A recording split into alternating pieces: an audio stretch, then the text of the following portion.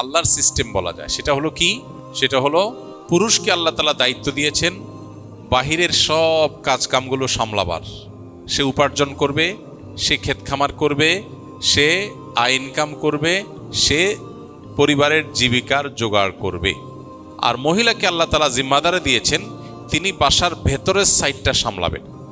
অর্থাৎ তিনি ওই পুরুষের উপার্জিত যে জীবিকা আছে সেটার ব্যবস্থাপনা, ভেতরের সাইডটা অর্থাৎ হোম মিনিস্ট্রির যে কাজটা, হোম অ্যাফেয়ার্সের যে কাজটা, সেই কাজটা তিনি করবেন। এটা হলো আল্লাহর সুন্নাহ। আল্লাহ তাআলা নারী এবং পুরুষকে সৃষ্টিও করেছেন সেভাবে।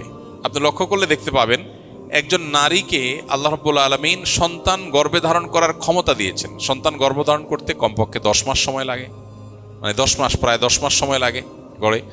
এই 10 মাস সময় গর্ভধারণ করার সময়টা অনেক কষ্টের সময়। আল্লাহ বলেছেন হামালাতহু উম্মুহু কুরহাও ওয়া ওয়াদাআতহু কুরহা।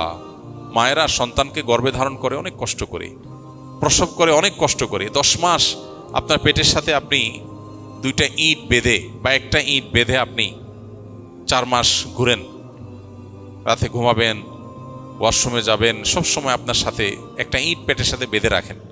একটা ইটের ওজন যতটুকু একটা বাচ্চার ওজন, অনেক সময় এতটুকু হয় না। তো এই পরিমাণ ওজন নিয়ে আপনি সারাদিন চলাফেরা করেন, জীবনটা কত কষ্টের হবে। এর বাইরে তো অন্যান্য অসুবিধা আছেই। তো একজন মায়ের জন্য এই যে সন্তান গর্ভে ধারণ করার সময়টাতে তার জন্য অফিস আদালতে কর্মক্ষেত্রে কাজ করাটা বেশি সহজ নাকি বাসাবাড়িতে অবস্থান করাটা সহজ?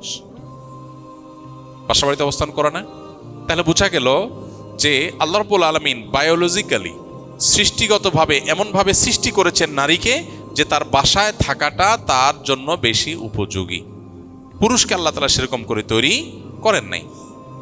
এই জন্য পুরুষকে এমনভাবে তৈরি করেছেন সে বাইরে স্ট্রাগল করবে, সে যুদ্ধ সংগ্রাম করবে, সে লড়াই করবে, সে চাষাবাদ করবে, সে বাইরের সব হ্যাসেল সামলাবে। আর নারীকে আল্লাহ তাআলা কোমল করে সৃষ্টি করেছেন বাসায় থাকার উপযোগী।